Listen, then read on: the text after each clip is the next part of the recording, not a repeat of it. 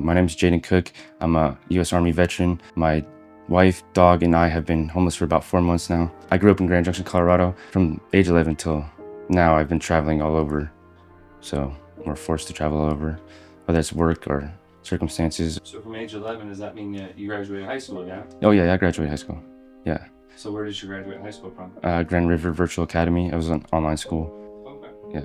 Was that from while you were in Colorado still? Yeah, well, yeah, I was in Colorado still at that time.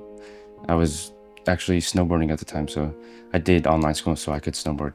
And I had no money. I was eating City Market cookies every morning for breakfast and trying to get 50 cents for coffee, but I just do that and was determined to become pro, which I ended up doing and competed in USASA at nationals, and then got sponsored by Monster, which they don't really pay you much at the time, but I did that and ended up actually crashing and breaking 5 ribs and bursting my spleen and breaking my collarbone.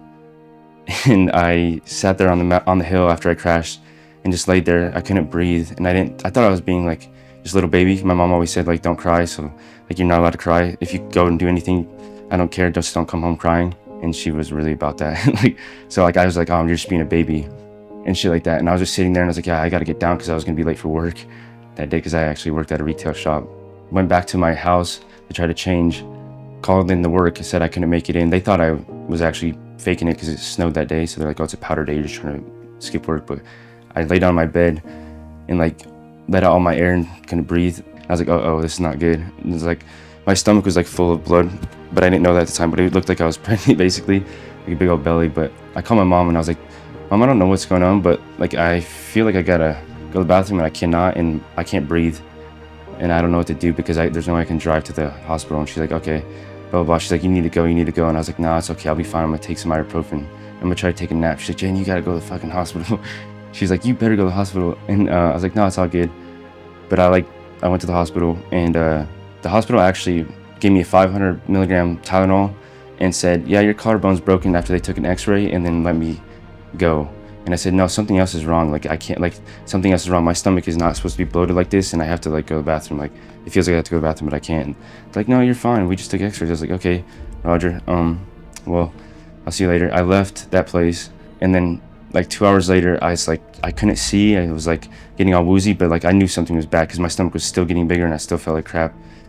And I went back there, and I told them about that, and then they actually did some kind of scan, and they saw that my spleen was ruptured at level 5, which is like completely exploded and obliterated.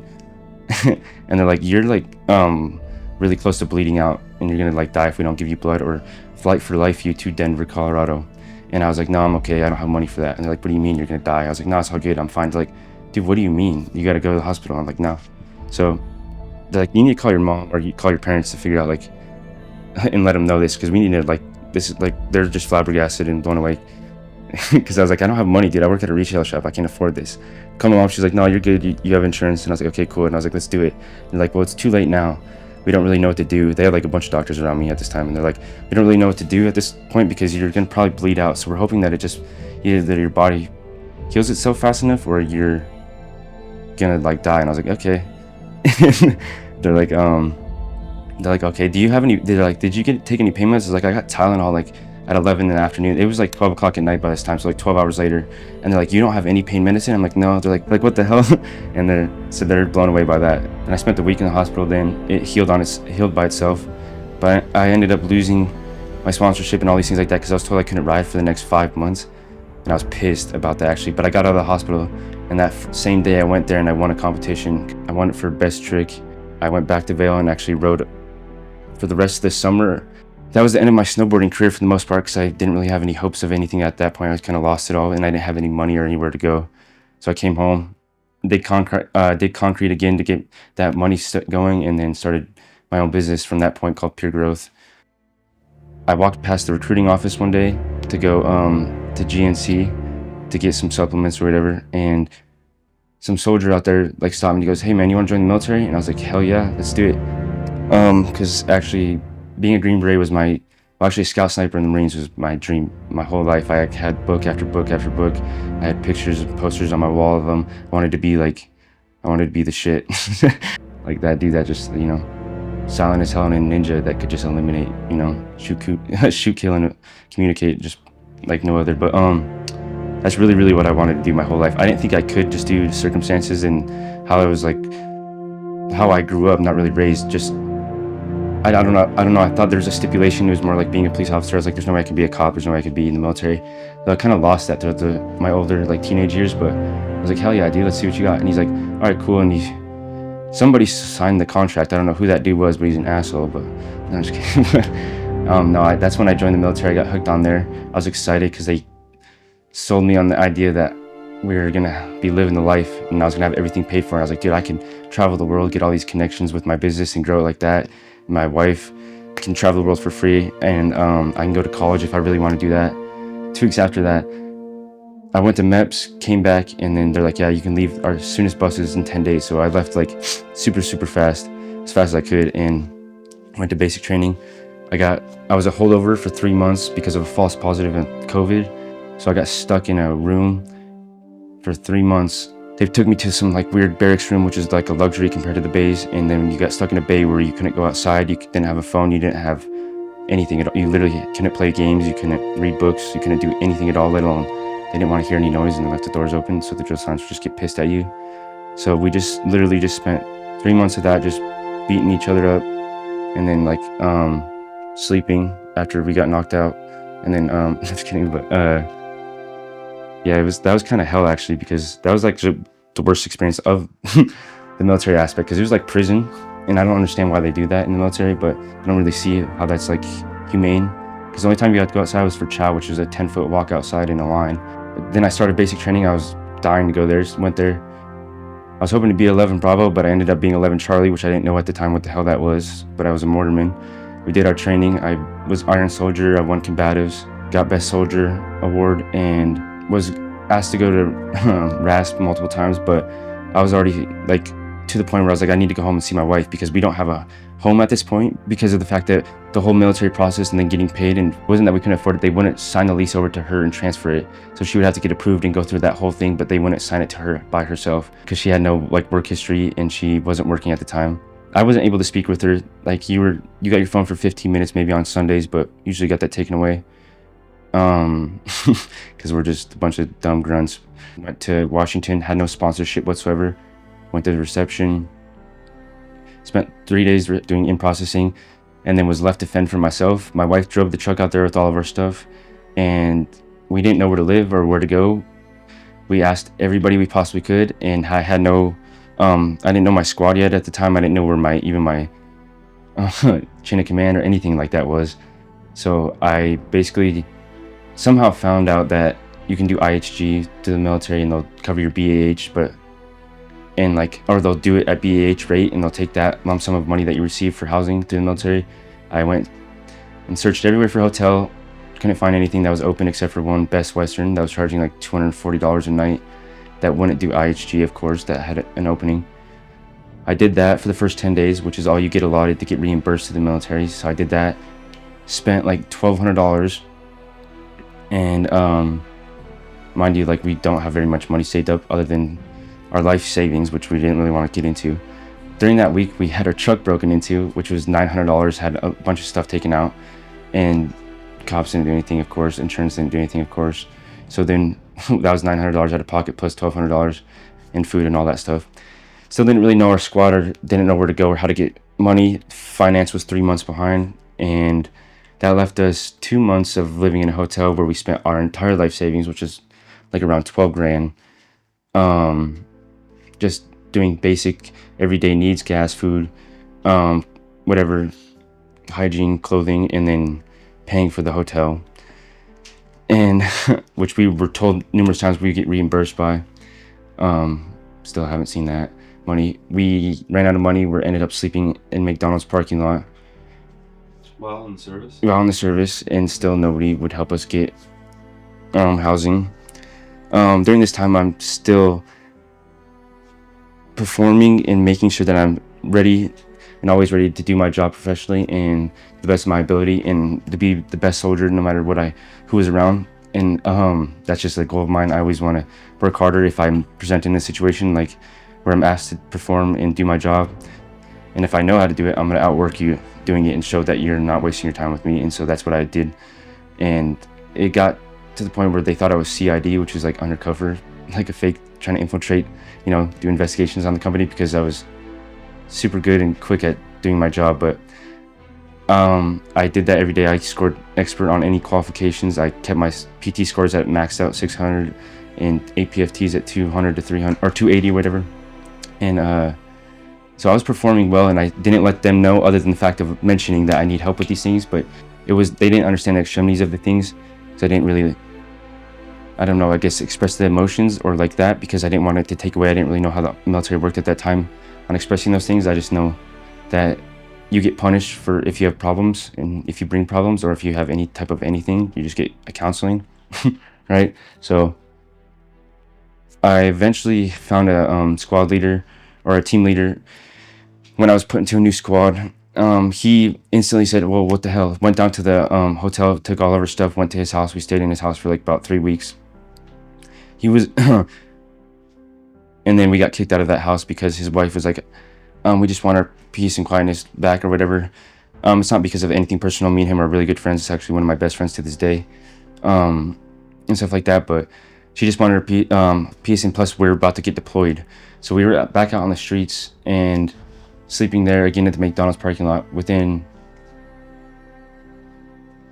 2 days, my staff sergeant calls me. He goes, what the hell are you doing at McDonald's parking lot? He's like, I'm gonna get in trouble. He's a cool dude. He's like, yeah, Staff Sergeant Dixon. He was a badass man. I love that dude. But he so he let us stay in his house for a little while, and then we were still searching for apartments at this time. Didn't have our BH, still didn't have any money, because like really saved up, like couldn't really get ahead at this point. We're trying, but it's kind of hard when your pay's messed up and you don't have anything you're trying to catch up, let alone on bills or anything that you did, like credit card payments or anything. But we couldn't really catch up, so we didn't have money to move in or cover any moving costs. But like it was 7 days before my deployment, I had my wife somehow found this apartment that was going to give us a first month's rent free with no moving costs or anything like that. We're like, hell yeah. I found the RPP program, which is the rental partnership program through the military, which will cover all costs and like guarantees your move in, because it's backed up by the military. They'll protect you with any like problems with that, or any problems with the leasing company that they might want to do or hold against the service member. So we signed up with them, got all three of those, three of us in the same room, signed the lease, and we got moved in. And like that was 2 to 3 days later. We had nothing in the house. I spent every single night, all day and all night, buying furniture and selling it. And because there's free furniture that they give out soldiers just throw away or whatever, that are giving if they're getting deployed or moving. So I just went around and picked up all the stuff I could and sold as much of it as I could, and was flipping it, trying to get my wife just a couch and all this stuff like that, or like a bed to sleep on. And that's when she broke down. Actually 2 days before I was going to get deployed, because I still didn't pack my stuff at this time either. But she's like, Jaden, we haven't even got to sit down in our house yet, because I wouldn't stop going, because I was determined to not leave her with nothing. She didn't even have silverware at this time either. We like couldn't afford anything. But so she sat down there. In my messed up military brain, I like couldn't show emotion to her, but I couldn't even get myself, because I was disappointed in myself, to hug her. But because she was just crying there. But I felt like a failure. And then so then I was determined though to still get her these things. I called my first sergeant, called my commander, and asked them for an extension and stuff like that, but they couldn't. They're like, you're on this main body, it's too soon. And I stayed up that whole night trying to find ways to get her anything that I possibly could in the house. And I didn't know that there's resources that the military had that you could borrow stuff or do whatever like that. Nobody informed me of these things, and you can't really find it out in the military on your own, especially the private. You're kind of told where to go and what to do all day long. You don't really have the freedom to, or the ability to just talk to people in the military. It doesn't work like that at all. But so that whole next day, I packed my entire life away, basically. Still no sleep at this time. And you still, like the day before, cause we're supposed to leave at 2200 that night. That's when we're supposed to get on the plane and fly out. And I packed that entire day. You spend the whole day at the company or whatever like that and stuff like that to make sure all the soldiers are there. You have to get all your SI, your weapons and everything like that, and make sure it's all good. And once you have your weapons, you can't leave the base, and you can't get in your own personal vehicle, so you're stuck on base and at the company that time, or for the rest of the day. So I hurry up, packed all my stuff the worst way possible, took it there, and with my ruck and my duffel bags and all that stuff like that, and drove over there, my wife in the car, and I fell asleep, still not spending any time with my wife, really, not really in my right mind. And then we left, or like I actually asked my staff sergeant to watch my stuff so I could leave to go home so that I could eat dinner with my wife before I left. I went home and I fell asleep in the parking lot, and I couldn't even make it upstairs to eat dinner with her. I got a call that I was about to be late in the middle of the night.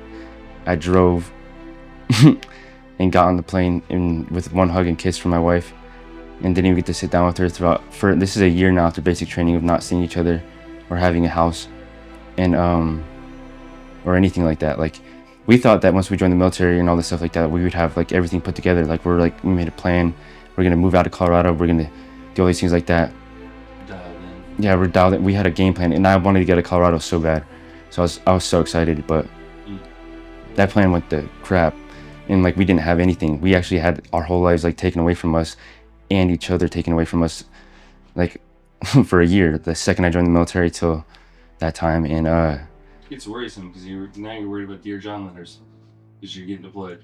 yeah, not only that, it's like my wife doesn't even have food at the house. She doesn't have a thing to eat out of. She doesn't have a bed to sleep on, and she has to figure out. And not only that, it's like she doesn't know. She's never had a house. I met her when she was 18, so she never knew any of the basics of like adulthood, I guess you'd say.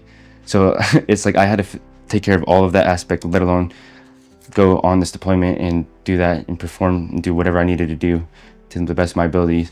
Which is like, you need to have your mind. There's two different mindsets you got to have, and one's at home and one's in being a soldier, and they're completely different. Yeah. And you can't really bring them and like mix them. It doesn't work like that.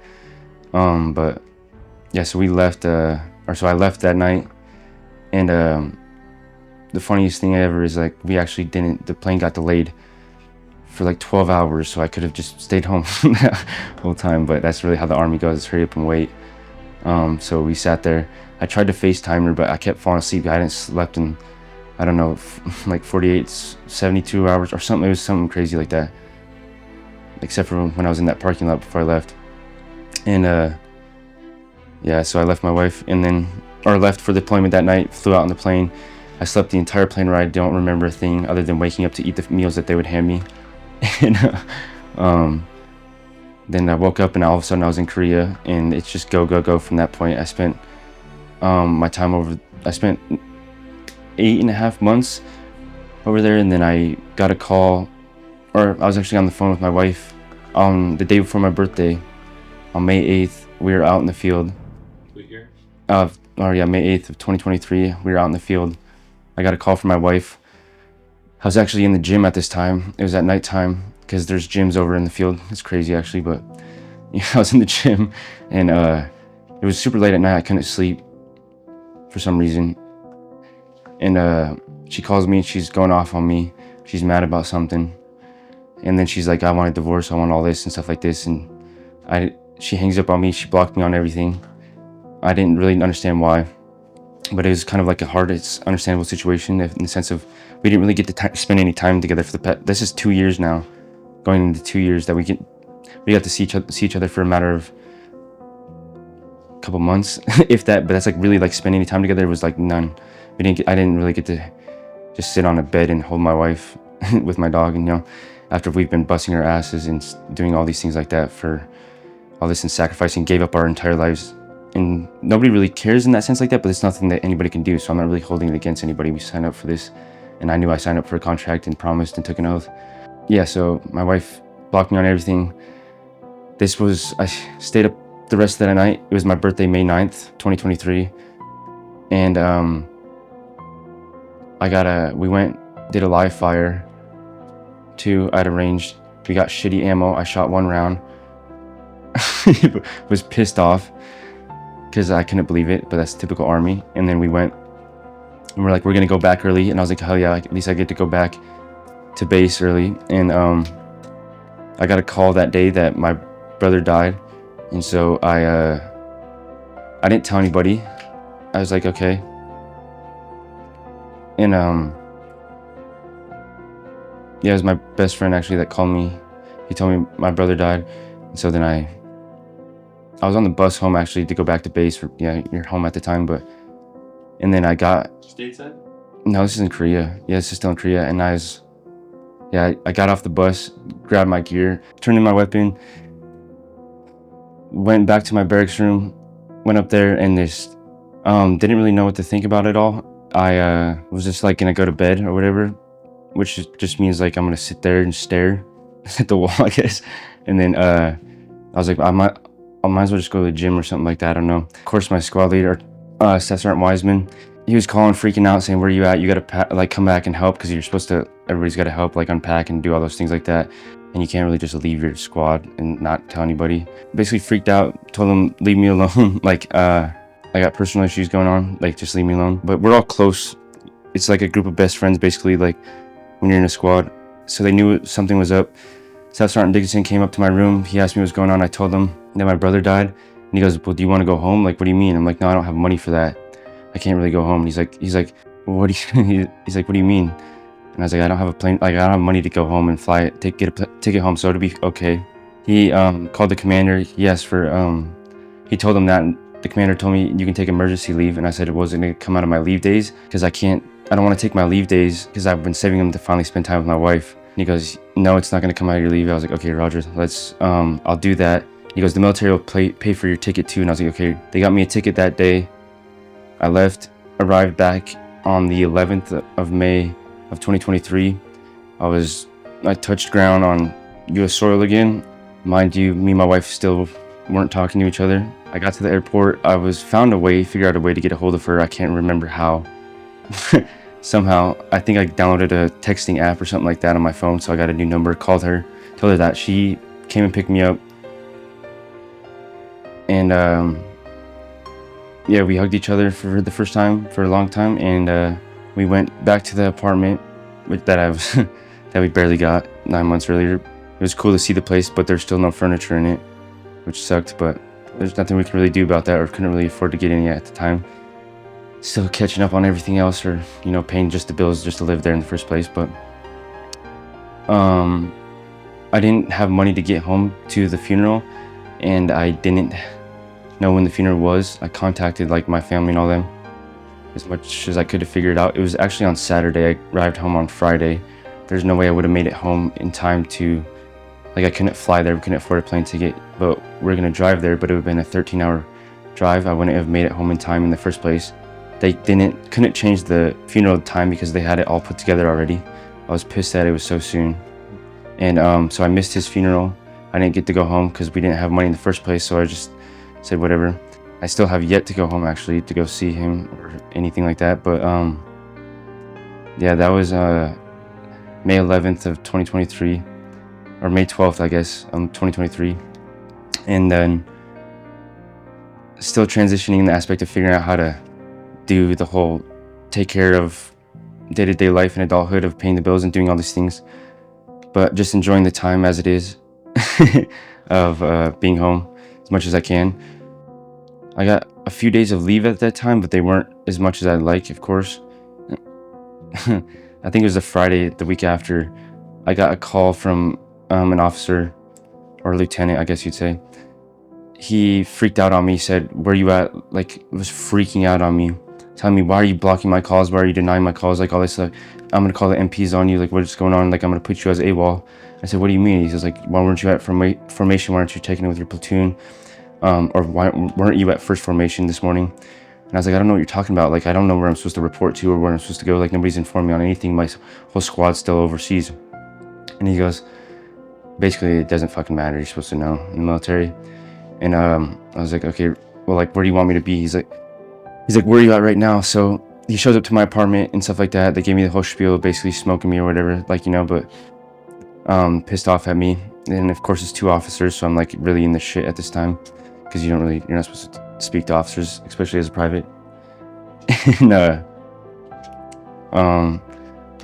was already pissed off in the first place because I was like, for the situation at hand and the whole military aspect, but did whatever I needed to do. Was told to show up on Monday at 0600 for first formation. Showed up there. I thought I was gonna like get to go home because I was like, there's nothing you really do. Everybody's overseas, like the whole company's over there, the whole battalion's over there actually. But got put on rear D, so which is basically extra duty for me. I was put on for staff duty, which is like the dumbest thing in the world. And it's not like they didn't have enough people, so I was put on 24 hours of sitting at a desk or mowing the lawns or doing extra duty, basically like a punishment with people that didn't get deployed almost instantly. I bitched at my new staff sergeant about it. I was like, dude, I didn't get to spend any time with my wife. Why the fuck do I need to do this? He's like, all right, fine, I'll put you on a new detail. The commander put me on funeral detail, and I was asked to do funeral detail, and I fucking freaked out after that. I was pissed. I was really pissed after that.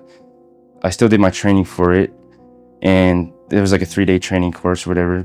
You train every day, but it's 3 days of like learning how to do your weapon flips, marches, salutes, whatever. Then there was a funeral. We're about to leave to go back to Georgia actually for a funeral, because you have to travel all over the country to do it. That's all you do basically, is just go to funerals. And I was pissed. I called them at 0500 that morning of the funeral. They like, we're supposed to leave, and I said, I'm not leaving. Like, there's no way I can do this. I just got back. I came back from Korea for a funeral, and I'm not going to a funeral. I've only been home for 2 weeks. They just basically bitched at me. I hung up. I called my old squad that's still over in Korea. I told them that the staff sergeant over there, Staff Sergeant Dixon and Staff Sergeant Wiseman, they, put together, made sure I wasn't on that, and then they put me back on, staff duty. I did that for like the remaining few months, working basically 24 hours and having 48 hours off, which is basically sleeping during the daytime and then staying up all night, which you can't do anything with your wife at night really because nothing's open, and then going back to work the next day. So I did that. Still no time to really spend with my wife or like really adjust. It's just right back to the shit. My squad came back at this time. We were gonna get moved. I was at BCO. I did a UA and I came up positive. They took me, I was actually gonna go to Ranger School. I was about to do my packet to go to Ranger School. And so that's what I was training for. Still at this time, throughout this whole course of time, I'm still trying to train to, do what I want to do, which is Green Beret now. But I was gonna just do Ranger School and then go to RASP later on. And I got a call from my staff sergeant after I did the UA like 10 days later or whatever, and he told me that I got to go up to the commander's office. I was like, okay, Roger. I was like, is this about the Ranger packet so I can go to Ranger School? I'm not getting my date to leave. And he goes, I have no idea. He didn't tell me anything. And I was like, okay, so then you don't really talk to your commander in the military unless it's something important or really ever. And I was kind of worried at that point. I was like, okay, Roger. Went back up there. They looked at me. They all know me, my chain of command. Like, I don't drink. I don't do anything like that. And they all know this. I just bust my ass and go to the gym and do what I need to do. And I love being a soldier. It's like what I wanted to do for the rest of my life and what I always wanted to do. And I took it seriously. They told me, my first sergeant looks at me and goes, Cook, what the fuck? Because why you doing, what is this? And I was like, I don't know, what is that? And the commander's like, I don't know. It says fucking something about, like, they didn't know what it was. It was like, they thought it was cocaine or something. And then they thought it was some meth or something like that. I don't know if I'm supposed to say this on camera or not. It was like DMMA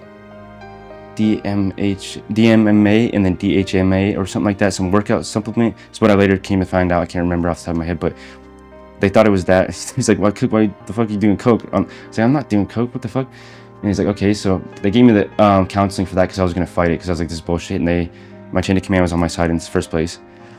Now I'm stressed out about that because all I know is that you're getting kicked out of the military. It says 0 tolerance for that whatsoever, and I understood that completely. I mean, I don't even take the risk of drinking or anything like that either.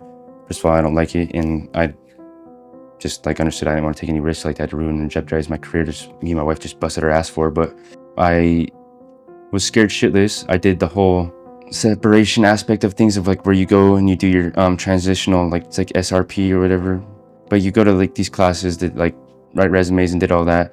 They give you like 60 days, but I didn't know at the time how long they would actually give me because the commander, it's up to his discretion really. Nobody would talk to me, inform me, so every day I'm just going to work literally just to prepare for transition out of the military. Also, I only have 10 allotted days, which is only 5 work days to come up with a case by myself. You don't get any legal representation to go speak in front of a separation board, and I was doing that, trying to put together. I went to LabCorp, because I thought it was a pre-workout supplement. I went and got it tested, got the test results like that back from them. I got a UA. I went and did UAs myself, got those results back, all certified, all like legal and all that stuff like that. I spoke to JAG, which they didn't know anything. I did everything I possibly could to fight this as best as I could.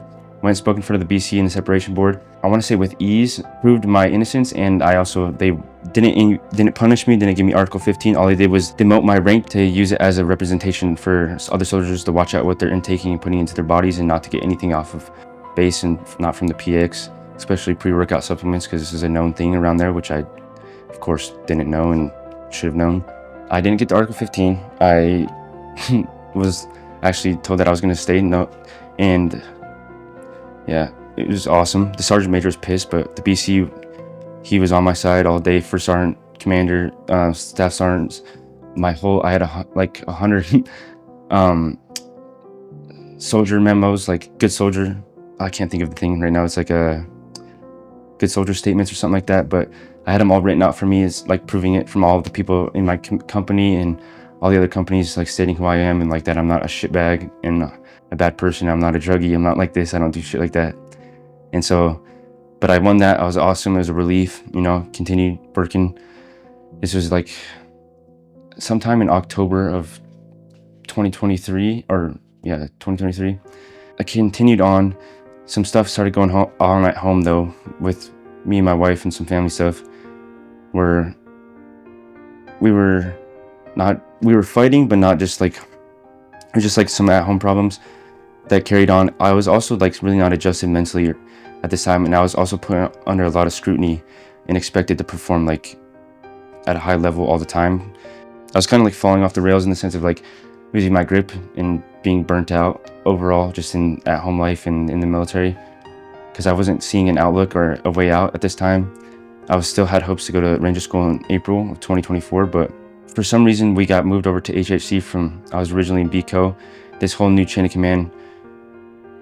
I didn't know any of them. They didn't know me, other than the fact that everybody from BCO, in the sense of the higher ups, all knew me, and they all, like, I was the one that stuck out of the crowd, the black sheep, I guess, and they all expected a lot out of me.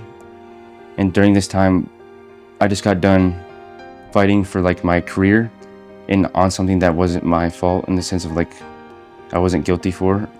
And so I was already like a nervous wreck in that sense like that, and was trying to get my mind straight. My wife was having some like problems, some mental health issues and all this stuff or whatever. And I couldn't really facilitate or put together anything properly other than therapy or counseling, which we couldn't really get to, simply for the fact that my chain of command was like a disgrace, I guess I would say. And when it came to like looking out for their soldiers, I was forced to stand in a cough, which is a bay, for like 12 hours a day, day after day, no matter what. Couldn't leave, and you can't use your phone in there. There's no service, so I couldn't talk to my wife. At this time, when I came back in May of 2023 from the deployment, I found out that my leasing company, which I signed a lease through with RPP, this is the second year now that I signed a lease with them, that they have been overcharging me around $4,000 or $2,800 a month for rent. My BAH, which is allotted military money, was only $2,200 a month. So they're overcharging me with that, which is already against the agreement. RPP program dropped them because of this, did not inform me about this, which they're supposed to do so I can legally break the lease and get a new apartment without having to be liable for paying these extra costs and utilities or whatever like that. Mind you, I'm paying utilities on my own already, so it's $2,800 plus the $800 I'm already paying in my own utilities. And then I fell behind during those 9 months I was in Korea, not knowing this. So I came back with a statement of charges basically stating that I owe all this money and that I need to do I have a 30-day notice to either pay it or make a payment plan, which they give you, which is due of $800 on the 15th of each month. So I pay $2,800 for the rent, and then I pay $800 again on the 15th. You make around $5,000 a month as PFC with BAH. So I cannot afford that. No way, no. This is like since my deployment all the way till now, I'm falling behind. The charges are continuing to fall behind since May, even though I'm back in the States. I'm trying to figure it out, like go to RPP, figure it out this whole time by myself with my chain of command, all these things like that. while all these things are being shuffled because majority of that time nobody was there. S1 wasn't there, anybody that I could really go to speak to because of the deployment. But once I got moved to this new company, I started informing them where the chain of command would get pissed at me and act like I was an idiot because like I didn't know what I was doing and like it was my fault or whatever like that. And because I kept telling them I need to move out or fight this or go to RPP or do these things like that. So they kept thinking I was shitbagging or trying to get out of doing whatever they were doing when I was really trying to just figure out my home life. And they would just get mad at me about either me having to stay up all night because my wife was having problems or we were having problems or whatever, let alone just me trying to be stressed out or trying to skip out on work, because I need to go to these appointments or do whatever like that. And I ended up receiving, I went to behavioral health because it got to the point where I was freaking out. I was losing control of myself in the sense of just being like on edge all the time, and like on the point where I was going to freak out in a chain of command, which is not going to do anything for you. Which I twice went to my entire squad, put them together, of like in the sense of being my platoon leader, which was a lieutenant. I had 3 staff sergeants in the room.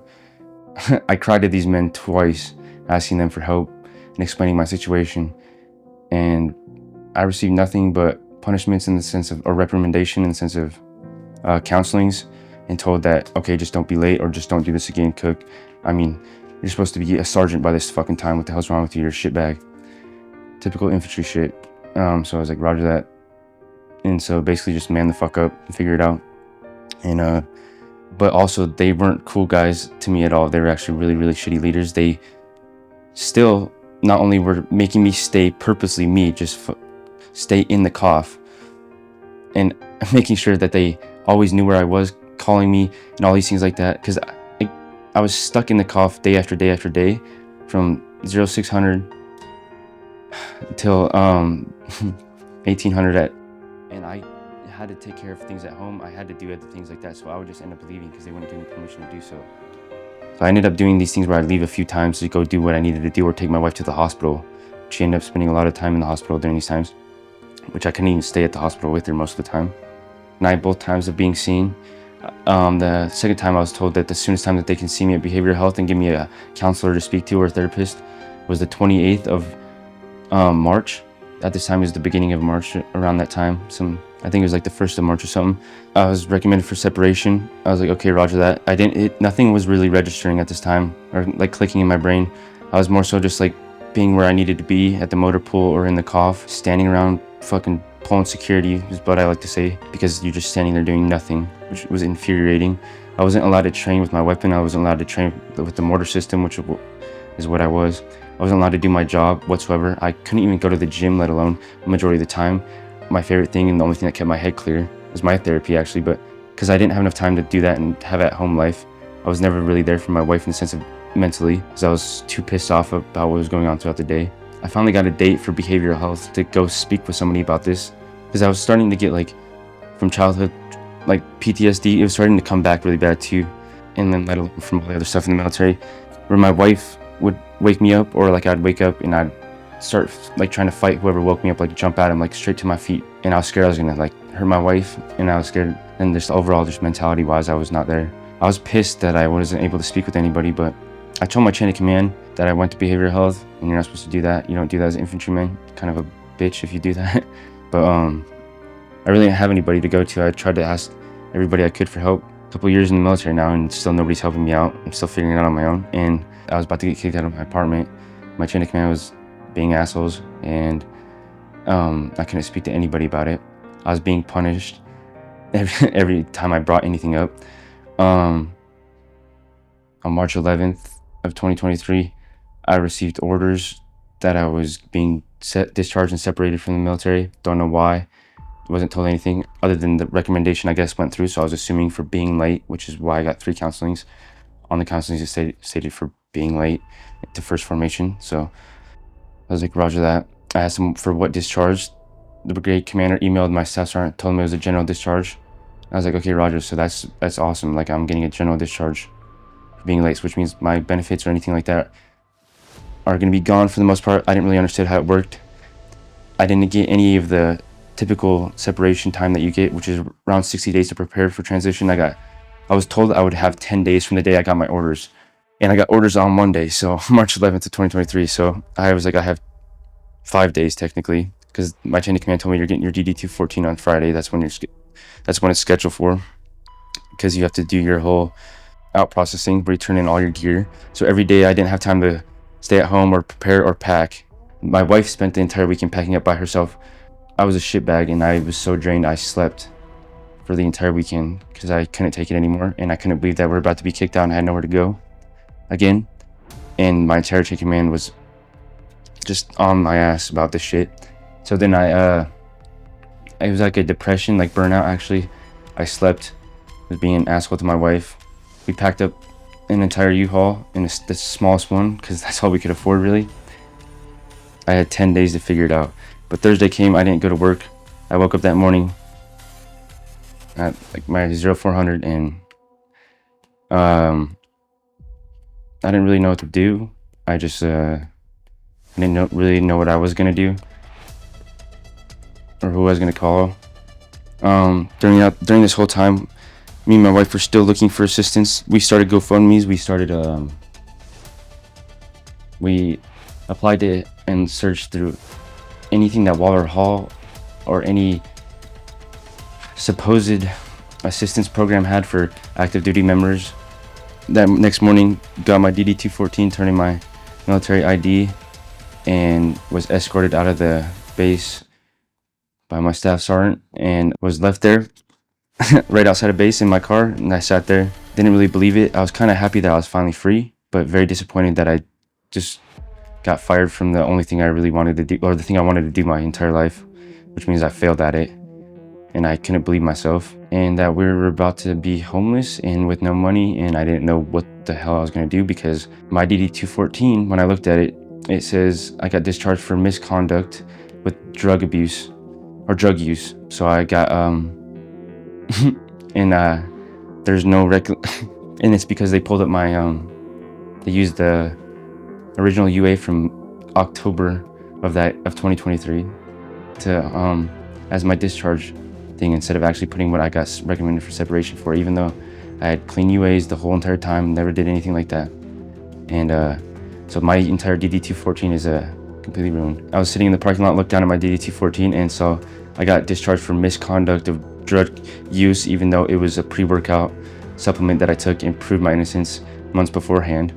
And it didn't state the truth, which is I got separated for being late asking for help. I was mentally exhausted at that point and couldn't believe that my entire life for the past couple years of what me and my wife just went through and sacrificed and gave up and changed everything about us, myself, and anything in our lives, including location, just who I was as a person, was just meaningless. Like, I had this piece of paper for a resume that said I was a failure at my job, and then I wasn't going to be able to get a job after that, and I couldn't believe it, and I didn't understand why. I just knew it in my heart that's what it was stating, and that I was pissed off at the military and at myself. I felt like a disappointment, mainly at myself. I thought that I failed somewhere. I didn't want to go home, so I didn't go home that night. I just tried, like, as late as possible. I actually signed up for Uber deliveries. Try to go do that to see if I can make as much money as I possibly could. So at least I knew when I got home, my wife would have food on the table and that we could pay for this new home and have a roof over her head. I did not. I made like $20, spent like $30 in gas, but I went home. My wife was mad because it was late at night, and she's, she didn't understand why I was gone.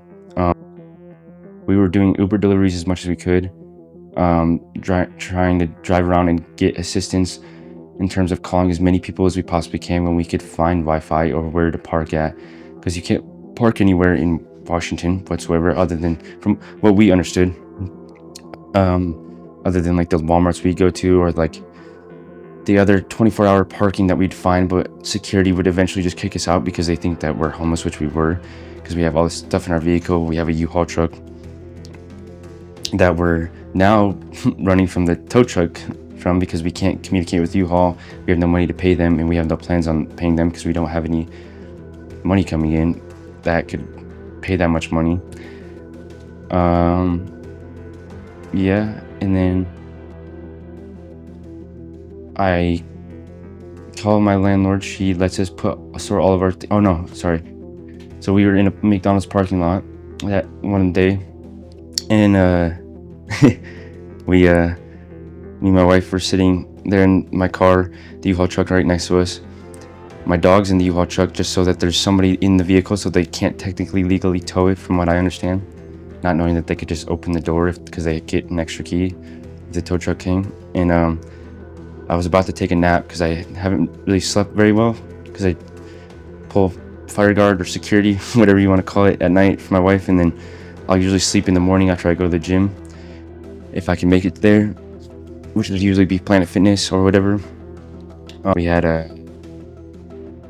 so we were living out of it. We couldn't do laundry. We didn't have anywhere to go to the bathroom. We legitimately could not find places to go to the bathroom. We could not find places to get just drinkable water without paying for it. There's not a single place other than Planet Fitness that we can go to the bathroom at. It's not just go look for assistance and we can spend all day doing that or driving across town because we're in our do deliveries with a little bit of money that we can have coming in, or going to job interviews, or doing our day-to-day basic necessities or needs, whether that be just getting food or figuring out how we're going to get food because we have to live off fast food. We have nowhere to store food, or if we get these little things, figuring out what homeless shelters we can go to if they accept us, but most of them don't. They separate us. They don't accept dogs. They have an excuse for that. Every single place had an excuse on some side. I went to bed. I slept on the curb till what day did I call you? Was that Monday? That was Monday, huh? Good question. So you've been here for 2 days and probably one day before, so that would be... Slept outside on the streets, trying to build everybody I could tents, trying to find ways to make money, trying to figure out how to get my car out with nothing, no phone, no nothing. And then I just knew I needed to make it through the dark era of the weekend again because there's nothing I could do. Monday morning, I went to DSHS, got our food stamps, our way to get food again. Got that card again. Got ID voucher so I can do that. Got my everything I possibly could, bus card, anything I could think of that could get us back on our feet. And then I got a free phone from the ACP, whatever, Lifeline, and I contacted my sister finally, which I found her a U-Haul storage thing so that I could get the U-Haul and get our stuff out of there so I can build myself a tent because I have some tools in there and some other things I can get out. And she said, okay, I'll do that. I was like, I have no way to pay for it. You need to call them when I get there. I ran all the way across town from the shelter over there on 13th shelter over there, and then all the way to U-Haul, which is like a couple miles, and made it there. Spoke with them. I was going to pay it. They said I couldn't get in without a locksmith. I was like, I can't. What do you mean I can't get in without a locksmith? Because my keys are locked in my car too to get into the facility. And they said you can't legally cut the bolt. You can't legally cut the things. You can't do anything like that. So, I was like, this is awesome. So now I just ran all the way across town, and I have to now make it back. It's like 1600, 4 o'clock in the afternoon now, and I still don't have any food or anything like that either. And shit like that. This is days now. And no like shelter, no hopes of doing anything or calling or who to call. But this lady overhears me talking to the U-Haul man, explaining the situation. Because at first, I don't like to tell people I was like arrested because I didn't want them to think anything bad. Or like think I was like some shitbag or some bad person. So I said my car got stolen with all my stuff in it. And he's like, okay, cool, yeah, blah, blah, blah. He worked with me, cool. But this lady, I was like, screw it. Because I told him once, he said he needed a locksmith. And he's like, I told him the real story about what was going on in the chain of events, and then lady overheard me. She started giving me more resources and more numbers to call than I've ever seen in my life. Like she was on top of it because she was recently homeless and understood that there's no way to get a hold of anybody and you have to talk to the right people, which there aren't any. And she happened to give me Brandon's number and at the Skoolie Foundation. I called him. I asked her for a ride. I went to T-Mobile with her because she's trying to get a phone too. I called him and I said, I need you to listen to me and I need you to tell me, I need you to listen to me and I need you to understand that if you give me another number to call, I'm just gonna hang up right now. But me and my wife have absolutely nothing whatsoever, and I just had everything in my IDs. Anything that I have and own is gone. I have absolutely nothing right now, and I was told that you can help. So if you can help, please let me know, and if not, just let me know right now. And he's like, okay. And from that moment on, he's just done. Yeah, just there wasn't a second wasted from that moment on to where he wasn't not only calling me back, talking to me as much as he could about what the plan was, but facilitating exactly what was going to be go on, what I needed, and taking that list down, and then also where I was, how he could get people there, and what he could do to help and alleviate the situation with what he had, what resources he had now. And he did that promptly. He dropped a care package off with a sleeping bag, which I didn't have. I used a green tarp that I found to lay down flat in grass so that cops or nobody would see me. So I was like camouflage basically instead of making a tent, because I knew I'd just get kicked out. So that's how I was sleeping. It was freezing. My dog wouldn't even sleep with me. He tried to go find his mom because it was that cold. I was like, dude, I have one pair of pants. I have nothing, like blah, blah, blah. He's trying to take down size of clothes, all this stuff like that. But it was cool. He brought me a care package. He even got somebody else already out there within like a few hours. He was asking me how long it was going to take me to get back to where I was, which I was trying to get back to the shelter where my wife was, which is where I was sleeping on the curb at. She arrived there like exactly when they said they would, and she gave me that sleeping bag and water, and then told me the plan from there forward, not caring about any of the situation other than the fact that we were on the curb and that it was like an emergency, like we needed to get this shit done. And the very next day they took us to the meeting that we needed to go to with the housing assistance programs that were all going to meet us in person, that were going to supposedly, that they do this supposedly to talk about how they can't give anybody assistance for months. So I didn't understand why we went there. No, I'm just kidding, but that's really the facts. That's really true. Like I just went there. No, we went there and I really had hopes of talking to these people in person and making them understand the situation at hand. I spoke with all of them there, and they did an intake form like usual and then left. And Veronica, talking back and forth with Brandon, hearing my part of my story, refused to give up and refused to not like see us sleep on a curb again, and was determined and like was not gonna let that happen. And she didn't. She the whole Skoolie Foundation put together and put us in a hotel room that night, and that's where we are now. And every day they have nonstop communicated and formulated plans on alleviating every single possible problem that we have succumbed to and had to deal with and still have to this day, in a matter of like 72 hours now. And not a single assistance program has been able to resolve or even care to. All I know is that when I woke up on Monday morning, I was super, super happy and excited, and that because I finally had a light at the end of the tunnel, because we had nothing, and it was awesome.